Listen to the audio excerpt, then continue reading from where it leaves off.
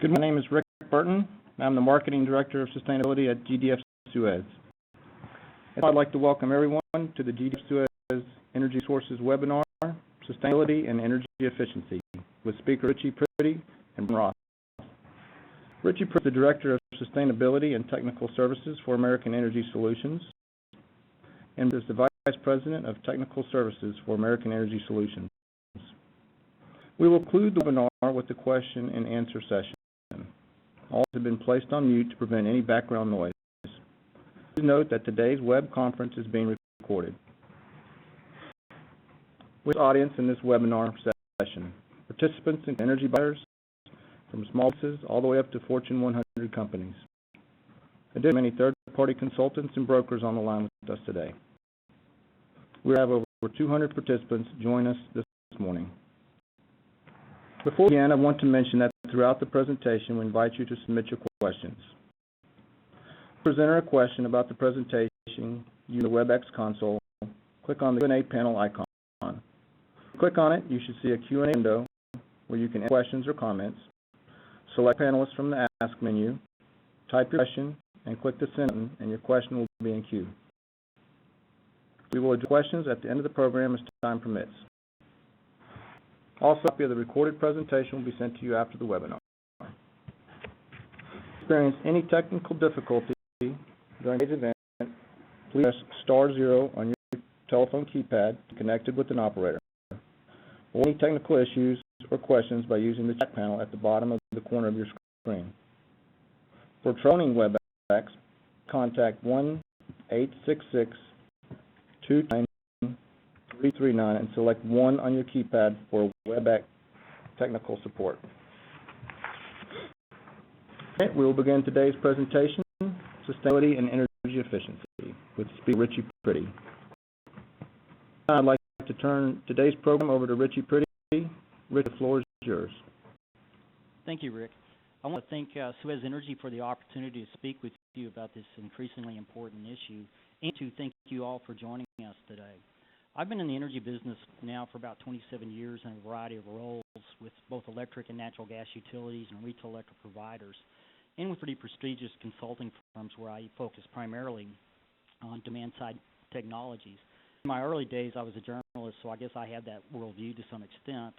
I write extensively about this, but most importantly, I work closely with customers throughout the time to help them better manage and use their purchased energy.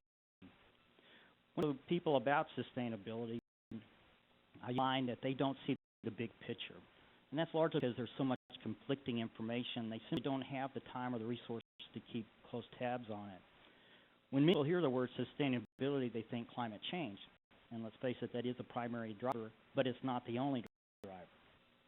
What I want to convey to you today is that it really doesn't matter what we think anymore about climate change, because the assumption is there that most people believe it actually exists and threatening our very existence. Of course, many others absolutely deny it. And I'm not here to argue whether it's true or not. Rather, I want to try to make it clear to everyone that no company can afford to sit back and not take action.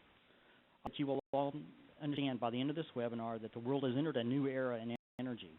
Obviously, it's not completely involved, but the direction is clear. The easy part is over. Today, some of the drivers, the evolution of sustainability, and what the future is shaping up to be, along with some things that a few companies are doing now. But I want to begin with what I hope is an acceptable definition of sustainability in the context of today's webinar. Next slide, please.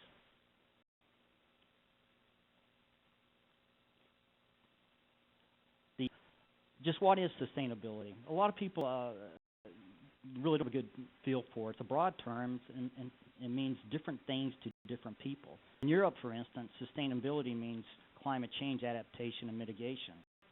In the United States, it means something entirely different. The United Nations defines sustainable development as development that meets the needs of the present without compromising the ability of future generations to meet their own needs. For our purposes today, we define sustainability as effectively managing your energy risk. You will see how this impacts your entire business, both on the demand and the supply side. I tell folks to stay away from climate change when talking to customers. There's no reason to bring it up at all. It's just too polarizing. Keep away from it.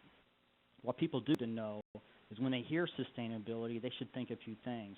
Namely, that means benchmarking, reporting, continuous improvement, i.e. continuous energy efficiency improvements. And we'll go to those shortly. But boil down, it's simply about the efficient purchase and use of energy. Notice that purchase and use. A sound smart energy plan addresses both sides of the meter. I put the quote in from Ann Simpson for a couple of reasons. One, it's a great quote. Two, it works for CalPERS. That's the California Public Employees Retirement System, which manages the pension and health benefits for over 1.6 million Californians. The investment portfolio is roughly $226 billion. That's as of 2 days ago. They are known for shareholder activism, and if you ever received a letter from them, you know how much influence they have. And they're among a growing number of such companies that are demanding publicly traded companies to be better stewards. Next slide. I believe in keeping things as simple as possible. Most people have limited time and need to quickly get to the point. That's why I like this graphic.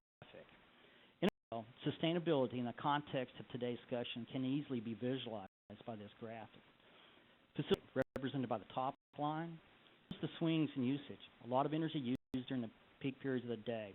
The wide swings and peakiness means that they are not efficient, or as efficient as they could be, and then almost always pay more for their energy.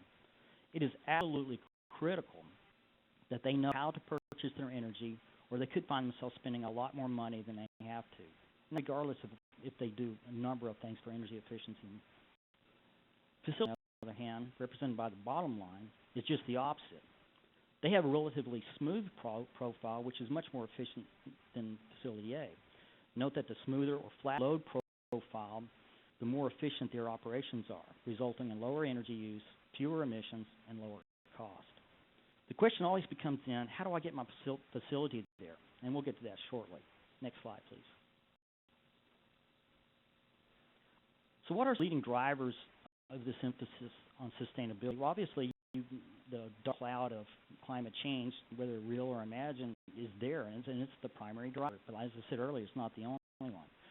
People argue over is that there really is little in the way of policy, little in direction, and few actions from our leaders. And what in the absence of action? Uncertainty. And it means little investment, which means an energy infrastructure that has not been properly maintained, shrinking reserve margins in some areas of the United States, and ultimately higher energy prices. But many companies are realizing they can't afford to sit back and do nothing. They understand the risk and the opportunities and take actions now that sets them apart. Next slide. I won't go into all the drivers, but I will leave you with a few takeaways regarding a few. None of these are interrelated. Politically, there's two things that occurred that are significant. One is the shift in the Department of Defense policy found in the National Intelligence Assessment in 2008 found that climate change is a national security risk. That directly to the second, and that's Executive Order 13514, which President Obama signed in 2009. Now, the DOE, their policy shift was driven by the logistics of war and the realization that future wars will be fought over resources such as water and energy. That was found in 2008. That's under President Bush. But that finding boosted the claims of environmentalists, and the administration was no longer the principal driver for government action. It was now the Department of Defense. It's very important that people understand this. President Obama's executive order requires all federal agencies to measure and report their annual energy usage and emissions, then develop a plan of action to reduce both. The most important issue with this executive order is found in Section 13, which recommends a federal vendor or supplier make annual disclosures, including Scope 3 emissions and energy use, and failure to do so may result in removal from vendors list. It hasn't occurred yet, but it is a recommendation. It is being considered. Legislatively, states are as important as federal action and sometimes lead to federal action. Currently, there are 24 states with energy efficiency resource standards that mandate both demand megawatt reductions as well as energy or megawatt hour reductions system-wide. And adoption of more stringent EPA rules governing power plants, the lack of investment in the infrastructure, shrinking reserve margins in some areas, and reluctance of state utility commissions to pass on rate increases to customers, many states are recognizing that inefficiency, that is, permanent load reduction, is the only viable way to provide the reliability that is required. Indeed, you see that happening in Texas, for instance, right now. Who has traditionally been responsible for implementing energy efficiency and other conservation programs? Well, it's local distribution utilities, traditionally, that is the poles and wires folks. But history shows that they have not been all that successful, and I can speak from my own experience. When I came in the energy industry back in the mid-'80s, demand management was basically a game. It wasn't taken very serious. That's gone. Those days are gone. Don't meet their efficiency and environmental obligations, utilities now can be penalized. Regularly speaking, the EPA and the SEC, Securities and Exchange Commission, rules are the most important regulatory drivers, but an increasing number of states and cities are also requiring public disclosure of energy usage and emissions. Some, such as New York City, require commercial facilities to make annual disclosures as well. So now you've got a connection between government, federal, state, and local government facilities having to report, but also in such places as New York City, you have commercial and non-governmental entities having to report. Legally, there's a couple of areas to be aware of. Public nuisance cases is one, and the shareholder suits. Recall that last year the Supreme Court ruled that climate change is an issue best left to the executive and the legislative branches. That won't stop the lawsuits, but one particularly important lawsuit to pay attention to is the public nuisance case. That is, a case that is filed against a company or state for harming the plaintiff's property or the health of its inhabitants. And those lawsuits continue. Insurance. Very industry, to say the least.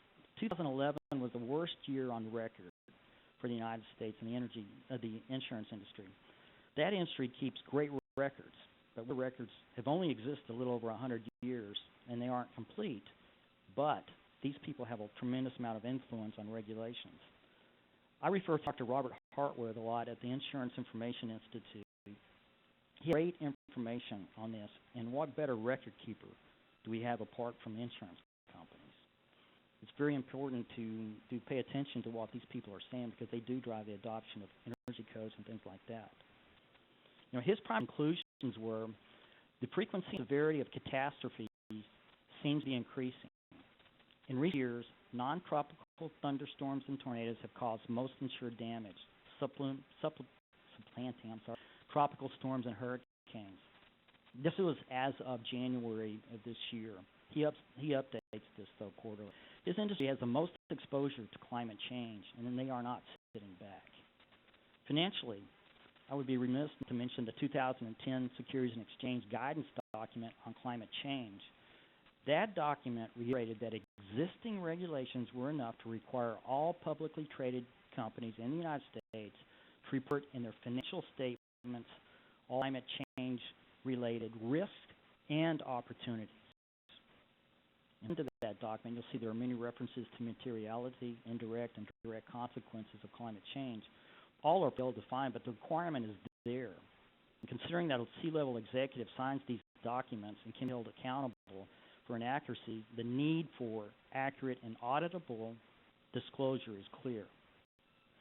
At the end, the effect of all these drivers and more is to encourage end-use behavior change. As I've said, I've been involved with demand-side management for a long time. I've seen firsthand how things work, and also all the studies prove the same thing, that the only thing that influences long-term behavioral change is high, sustained prices. And if you recall, during the election, President Obama actually said that in one of the campaign stops in San Francisco. He was perfectly honest about it. That's the only thing that changes things. Next slide, please. There are some additional reasons companies are taking action. Some are finding that their customers are demanding it.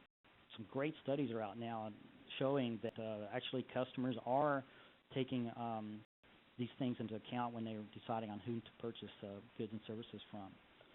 They do provide lower costs and risks, but you have a plan to stay competitive, and that's one of the things that a lot of companies are starting to realize, that even though, yeah, there's costs involved in it initially, the costs are usually pretty quickly paid back, and the ongoing results are lower cost and more competitive positions, a better competitive positioning.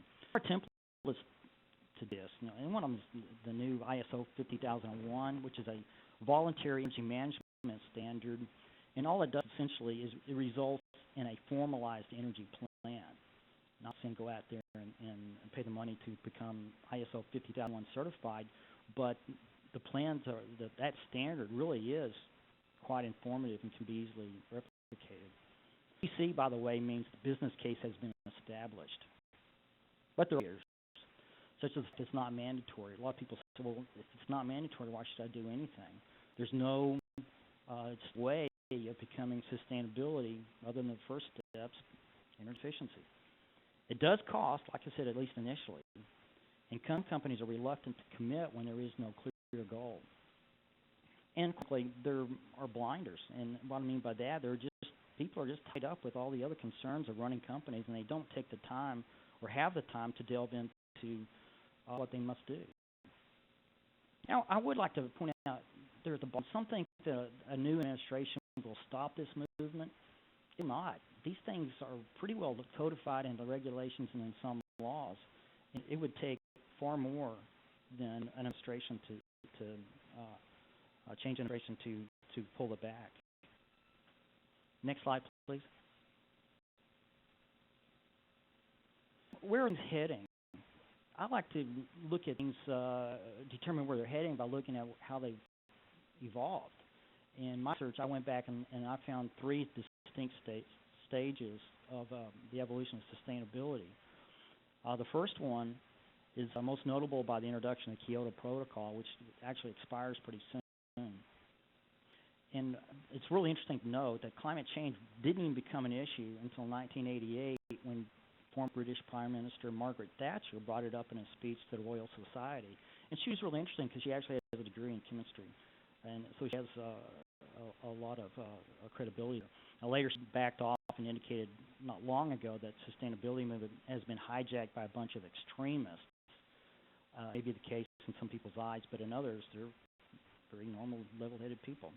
The second phase, I gave by starting in late 2007 and running to mid-2011.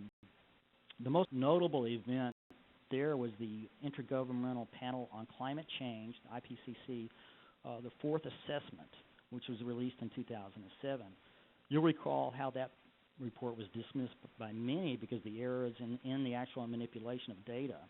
But despite these and other problems, the fourth assessment is the foundational document of virtually every action taken by the federal government, and it is heavily referenced in the Department of Defense documents. The theme of the report was see that climate change is coming. We must prepare and mitigate the damages. The third phase, I think, started earlier this year when the IPCC released another report on managing the risk of extreme events and disasters to advance climate change adaptation. This was done in advance of next week's Rio +20 sustainability meeting. And the first Rio meeting was in 1992 and resulted in the Kyoto Protocol. Or I'm sorry, it used to be 1997. So the theme is climate change is actually here.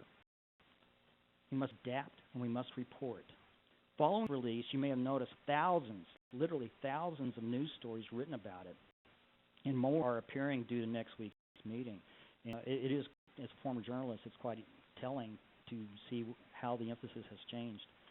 Note the IPCC's fifth assessment is due out next year, and you can be sure it will not contain any verified data. In fact, early indications are that this is, they have to redeem themselves. But so what happened between the second and third phases? I won't go into all these because it's I've already mentioned the OD in the executive order. But one thing that I do want to bring up, and I think is an absolutely brilliant move on the part of the climate change advocates, and we can all learn a lesson from. They managed to tie environmental concerns with corporations' social and economic concerns. Together, this is called corporate social responsibility, but there's other names, triple bottom line, and a few others. But I think it's clear that it is increasingly difficult to separate the three. I've already mentioned the DoD. Now, I believe we're at a point of increased calls for reporting disclosure, more mandates, and increasing activism. Reports coming from next week's Rio meeting. There'll be more calls for disclosure, and when you think about it, and this is key, disclosure is by far the cheapest thing any government can require, particularly in times of bad economics. They'll kick the can down the road regarding the costly economic decisions, safely after the economy improves and beyond elections. But in the short term, it's far for them to push for reporting and disclosure than anything else. Slide, please.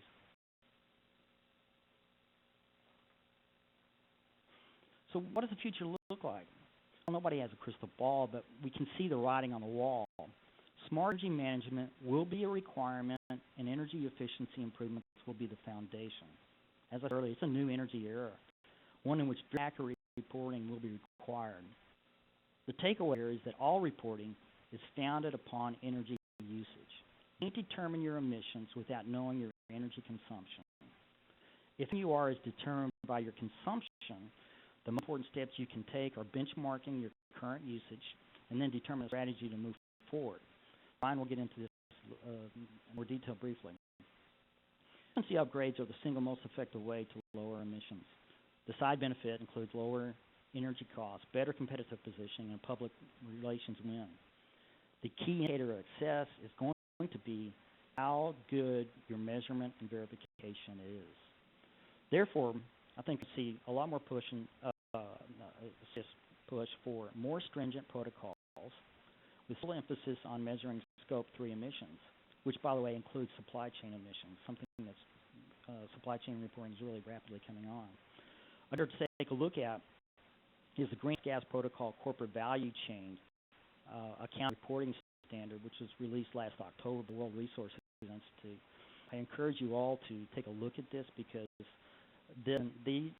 this particular protocol and others are very complicated, but you can't afford not to be at least aware of what they're requiring, what they're asking for. Climate has been incorporated into corporate social responsibility. The focus is really turning towards an integrated view of reporting because it is extremely difficult to separate the economic, social, and environmental aspects of a company. Now, before I go over to Brian, I want to make one last point. I believe we're about to reach a point where demand is just as important as supply. And this is really quite interesting because 10 years ago, former FERC Chairman Pat Wood called for that. And I had the chance to visit with him several times about it. This is intent, and it's happening 10 years later. Now to delve into what companies can do to prepare for this new energy environment. Brian? Next slide, please. So on what Richie was discussing on demand equals supply, we believe smart energy action is a holistic or a comprehensive approach whereby you are continuously assessing and implementing a plan for both the supply side and the efficiency side. And throughout discussion, we often use demand and efficiency to mean the same thing. But as a review, energy action would be to assess where you are today, develop goals and an ongoing energy strategy, develop from that strategy, develop a plan, implement that plan, and then continuously update and improve on that plan.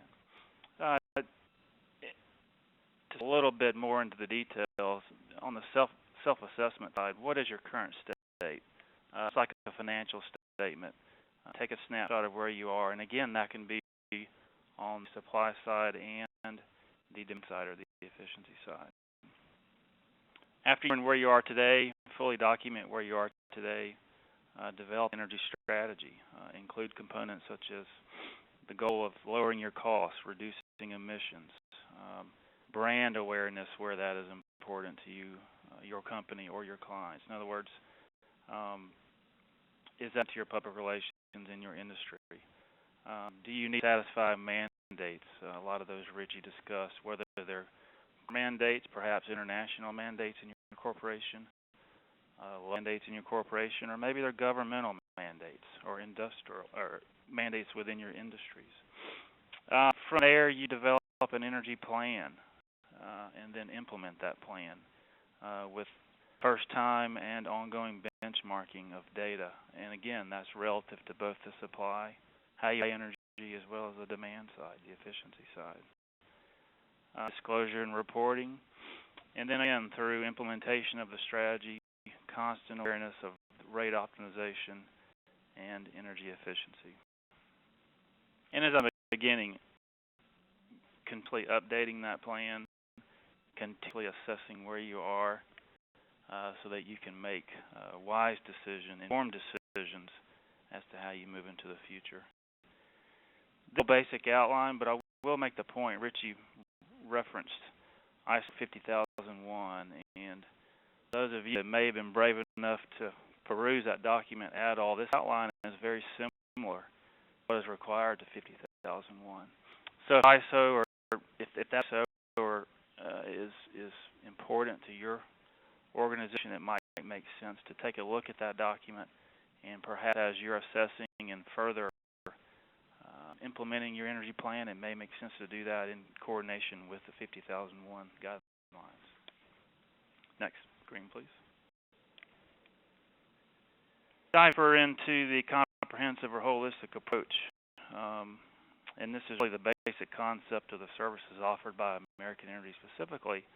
It is important for both a focus and knowledge on both the supply and the efficiency side, or the demand side. You lower energy costs in one of two ways. You lower the price you pay per unit, and you lower the number of units you use through efficiency.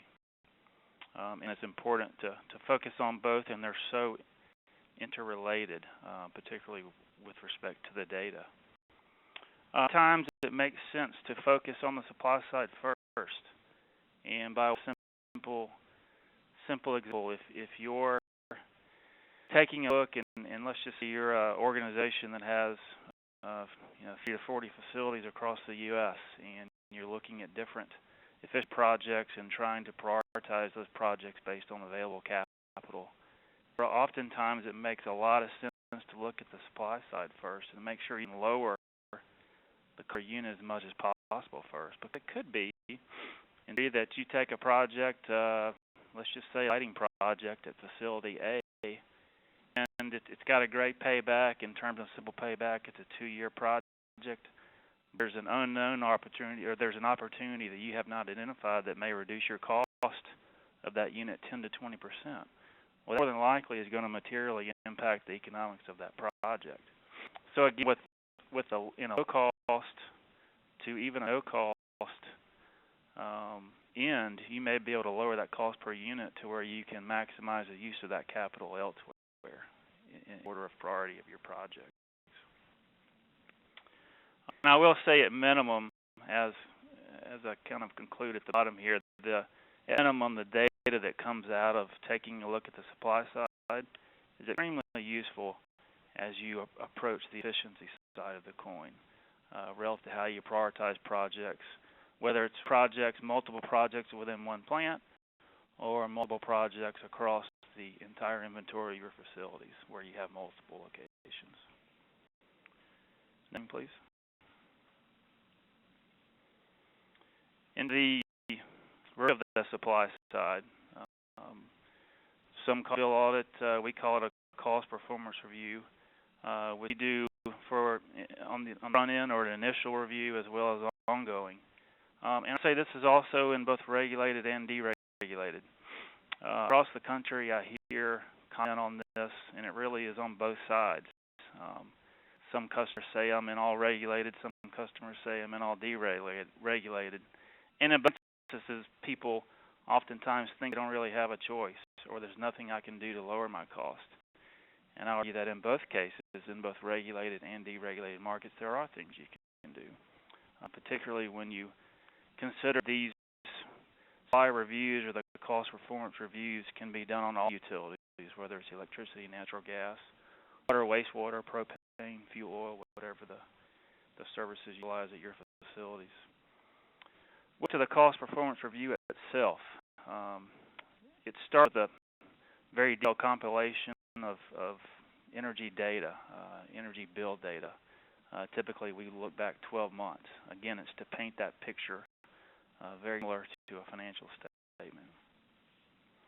We do analytical comparison, comparing consumption and price to last month, comparing same month, current month to same month last year for seasonal differences, etc. We check bills for mathematical accuracy. We check those bills to make sure they are being charged appropriately relative to the contract or the prevailing tariff or other rate. We then take that account, each and every account for each and every utility. We rate that is applicable to that account. We review any alternative rates that the account may core based on consumption, based on profile, based on other. And then also do a contract review, as well as a market review to see if there's opportunities with respect to what the market is at that certain time. The area of review is late fee. Your utility payment terms are less than 30 days, less than your typical day rotation, and we see a common occurrence of material late fees. So we do an exhaustive review of this in an effort to reduce those in the future. Not only are we looking at the standard in terms of electricity, not only do we review the common electricity kWh and kW or kVA charges, but we're also looking at all the other surcharges, including taxes. Sales tax included is a big area of opportunity in about half of the U.S., and it's typically on a state-by-state basis. So generally, once we go through the process, we identify opportunities to reduce cost, and then it's an effort to implement those the recommended changes that are approved, or mitigate the errors that are found, etc. It's a vigilance. It's an effort of looking for the dollars and bills and the cows, but also the nickels and the quarters, looking at all the details. And then it's continuously reviewing.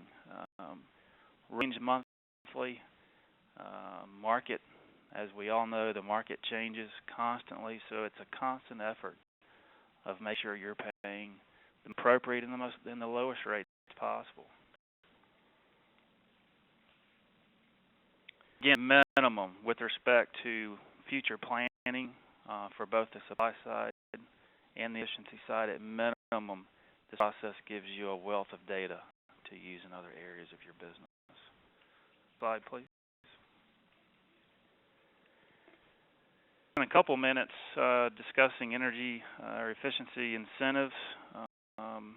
Incentives, but also I would coin some of this as financial assistance with respect to implementing energy efficient opportunities.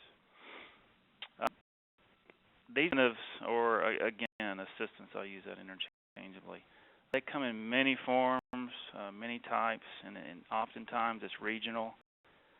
They could be in the form of federal incentives, and I'll dive in more detail here shortly, but federal incentives, state and local utilities, and even vendors. A lot of your vendors, whether they're your local utility or other equipment vendors, are offering opportunities or assistance in these areas as well. They may be tax incentives on the federal or state side, anywhere from credits to deductions to their exemptions. Loan guarantees, and as in most industries today, this industry includes a lot of creative financing opportunities. And then on the utility side, and very prevalent in most areas of the country today, you have rebates and other performance incentives such as tariff changes, etc. And then you have grants, again, on the federal, state, and local side.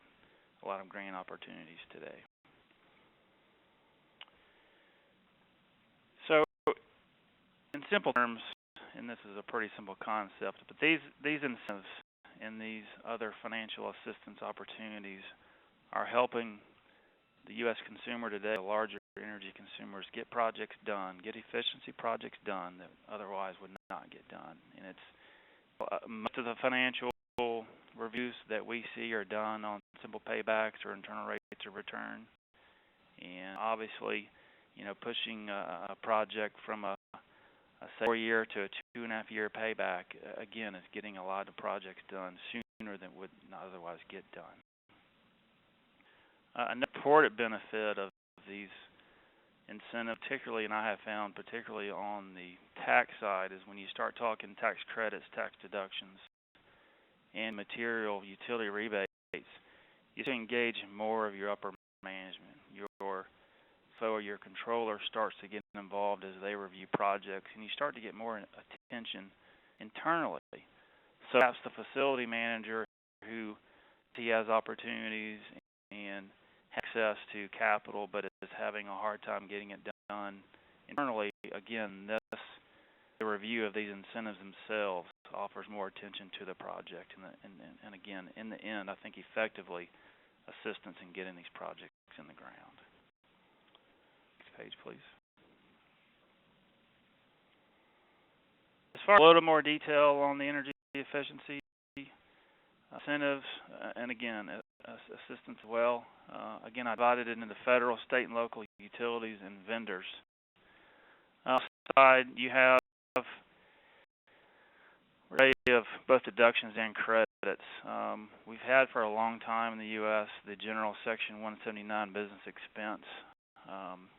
It's very similar to depreciation, although technically it is a deduction for the first year of purchase of most equipment, business equipment. You also have today Section 179D, again, is a tax deduction credit, and most of the people have heard of this with respect to EPACT, or an EPACT deduction. In general terms, you may be eligible for up to $1.80 per square foot of your facility deduction of that improvement in the first year.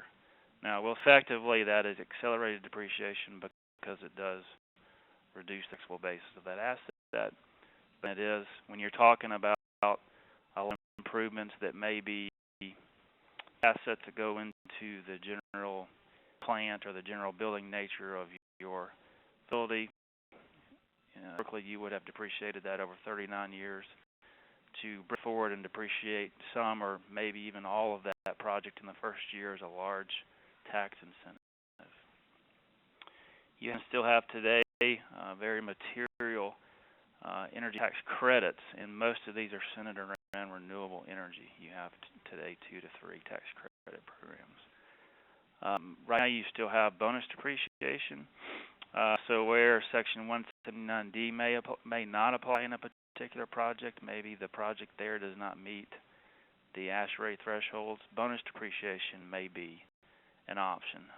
For 2012, you can depreciate up to 50% some of your new projects. Grants, part of the stimulus package in 2009, allocated a large sum of money, close to $7 billion went to energy as part of the stimulus package. And a lot was dispersed through states, city and county governments in the form of grants. And that is involved into all kind of other fund programs, whether it's money was funneled back to some utilities in the form of rebates, revolving loan programs, etc. Today, again, you still have some simple grants that are available to not only governments, but also for-profit businesses. You have a number of different loan and loan guarantee programs. The most widely available programs through both USDA and DOE. Now also on the federal side, relative to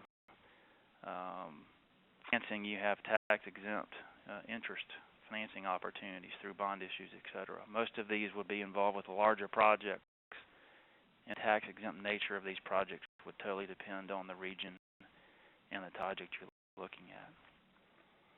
State and local side, again, you have tax credits on the state side, on the state depending on the project. You have, in many states, you have property tax abatement opportunities depending on the type project. Tax exemptions. Not only do we take sales tax exemptions for the energy you buy, but you also have sales tax incentive for efficiency projects. Again, totally depends on the state and sometimes the local government with respect to these qualifying. State lands, again, these are very prevalent today, particularly as they're funded by the stimulus package a couple, 2-3 years ago.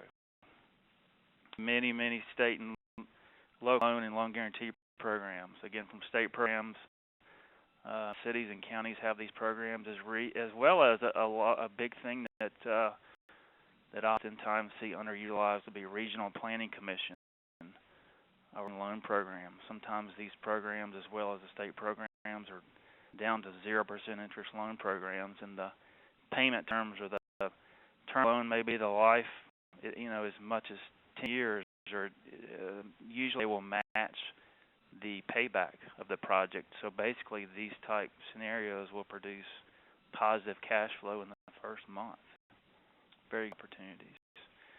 And states also have funds available for training and other education, behavioral type training, which is kind of really an up-and-coming topic on the energy front. As far as utilities, most areas of the country have rebate programs of some sort. The availability and type of programs vary widely. Timing is very critical with respect to how many funds are available behind any one utility at any one time. Just tariffs, doing a particular type of efficiency projects may qualify you for a more advantageous rate from that utility.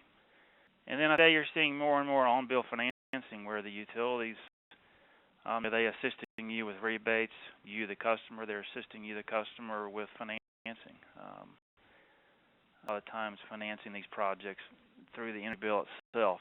We have found sometimes that helps with budgeting. And again, it's just another way to get the project financed. Down to vendors as well. Again, the same thing with the financing.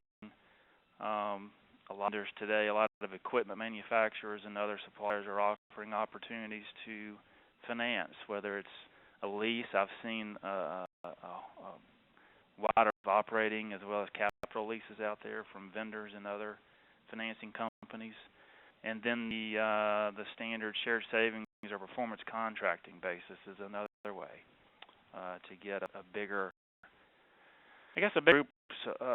group of projects done quicker through financing and oftentimes performance guarantees on that financing. So I'd like to turn it back over to Richie, and he will discuss, a cross-section of some of the efficiency programs we have implemented in recent years. Sure. Thanks, Brian. Next slide, please. A lot of time on this. I just wanted to tell you, bring up a few things, a few case studies, if you will, some of the things that we've done in the past. Used three different kinds of cases that we have done, actual work for very large companies in some cases. The main thing that I wanted to bring out about these is look what their issues were. One large industrial company had global competitive pressures, and we were able to work with Suez Energy, in fact, in this case, to help them meet their sustainability commitments and to lower their usage in their bills. And it was important because last summer it was so hot. This is in Texas.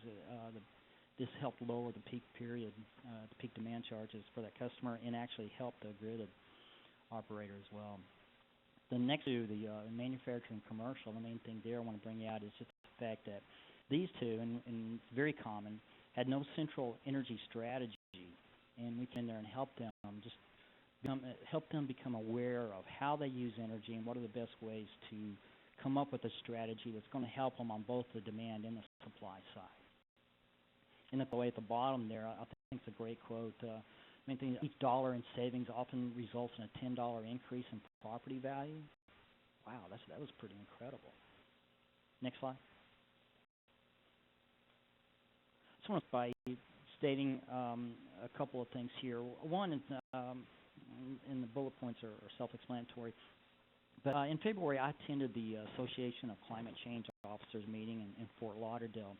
And it's very interesting. It's some great speakers, but two of them in particular were very large manufacturers, global manufacturers, whom anybody on the surface would think have serious issues with the whole idea of climate change and sustainability. Both of them got up and talked about how they saw it as a huge business opportunity. One even claimed that it was the biggest business opportunity perhaps in the history of man. Okay, now I realize what who the audience was, but I went up and talked to the guy afterwards. A very good conversation with him, and it was clear to me after that our little conversation that this guy really did see it as a tremendous business opportunity. They basically took what could be considered a huge threat to their very existence even and turned it into a positive. They didn't even talk about the downside, only the upside. And so they just moved forward by repositioning themselves different, as a paradigm shift, if you will. Now both of them are considered leaders and recognized by many, including their shareholders, which, by the way, studies show more sustainability companies have higher values and does influence their stock price to some extent. Now, how did they change? Well, they started with the self-assessment, and then went through some of the things that Brian had mentioned as well. But I want to lead by stating this. We know that these improvements work. The sustainability is, as a whole, when you look at it from the standpoint of energy risk management, both buy and sell, we know it works. There's no doubt about it. I think we're approaching a time, and probably sooner than what many people believe, where sustainability could be one of the top 3 business drivers, only behind survival and profitability. But there are those who would argue that without an effective sustainability strategy, that profits are unreachable. So anyway, let's turn it back over to Rick to close this. Rick, thank you very much. Thank you all for listening. Thank you, Rick and Brian. Answering some questions, and once again, you can enter any questions you have at the right of your screen in the Q&A window, and try to answer as many questions as time permits.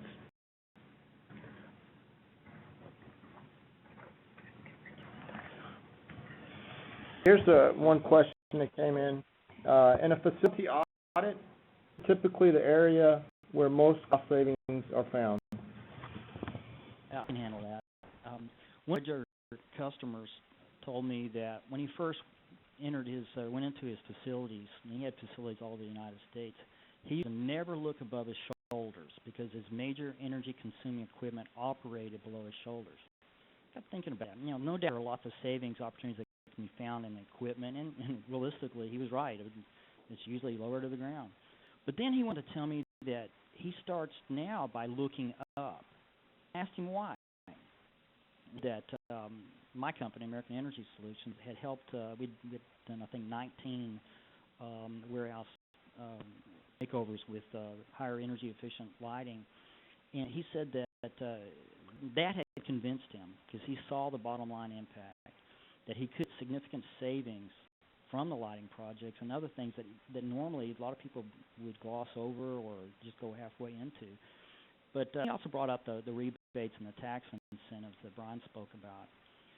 So I'd say the first thing anyone considering upgrades should do is benchmark the current usage wherever it's located. If it's over or below, that will pinpoint where the savings can be had. It could identify some problems that you may not even be aware of. In some of our monthly reporting that we do for accounts, we find things that facility managers may not be aware of. Another question here, how hard is it to qualify or get the incentives? Great question, probably not. I don't have a real answer, not a clear answer, but I will say that it takes Again, it totally depends on the region, U.S., the utility, or particularly the type project it is. Again, very widely, timing is, I will make a point here, and I referenced this before. Timing is a big issue with respect to rebates, particularly. Most of the rebates, utility rebates particularly, are first serve basis, whereby they're there until they run out. And a lot of times today are annual in nature, by the way they're funded.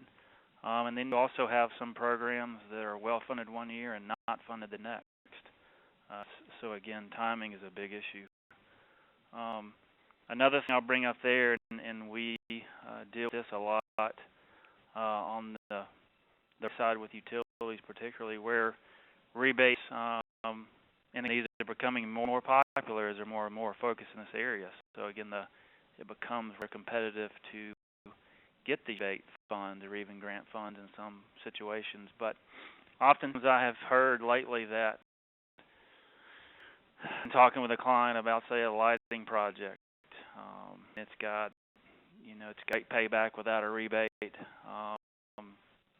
Say a 2-year payback without a rebate and a 1.5-year payback with a rebate.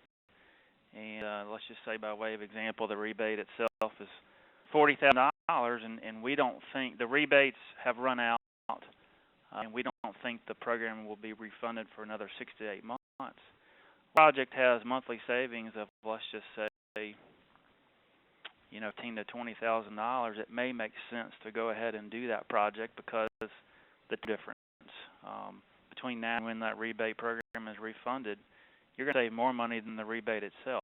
And again, capital may be an issue there, of course, but when you're looking at, say, a 2-year versus a 1.5-year payback scenario, it may make no sense to wait for that rebate program.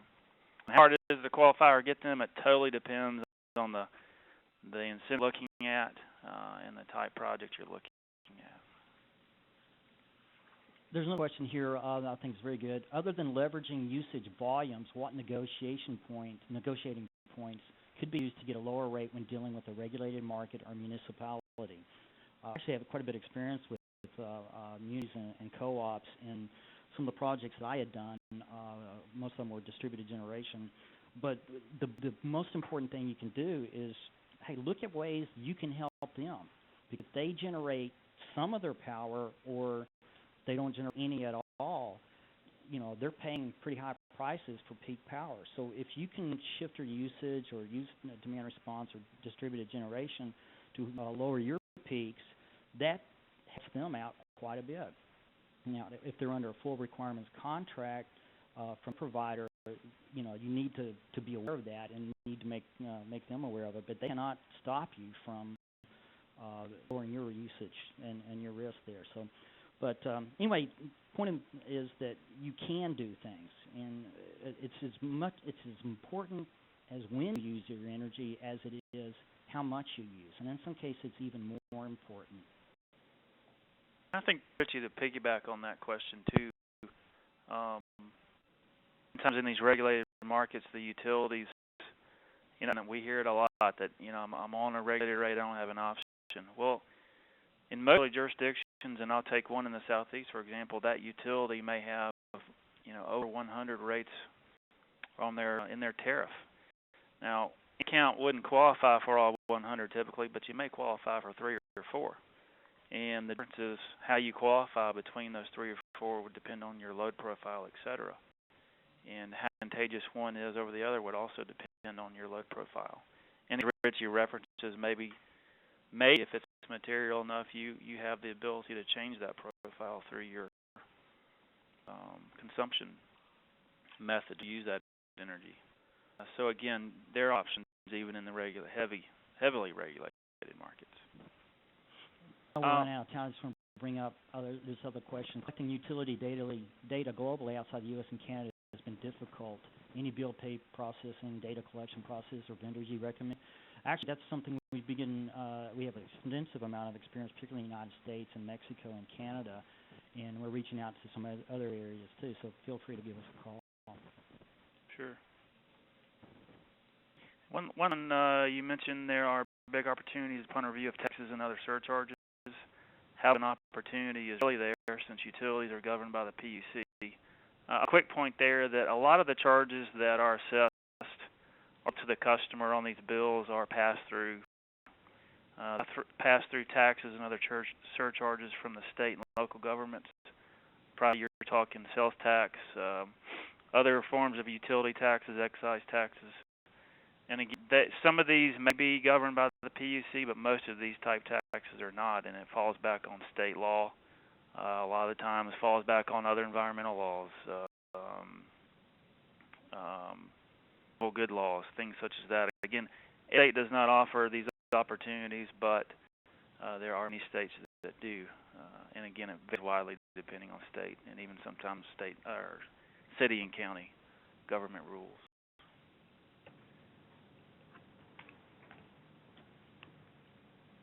Rick, we need to turn over to you, I guess. Thank you, Richie and Brian, again. I'd like to thank everyone for attending today's webinar, and never like to end any of our webinars without mentioning we want to hear from our participants. You'll be receiving a survey, and we encourage you to take 5 minutes of your time to provide us with input on how we did and any feedback you have, and anything that you'd like to see in the future on GDF Suez's webinars. Once available, you'll also receive a link to today's recorded webinar and presentation, and we look forward to everyone attending our next quarterly webinar, which will be called The Changing Energy Market and Demand Response. And for joining us today, and call 866-999-8374 if you have any questions about your electricity needs or if you're interested in receiving a quote from us in the future. Thank you.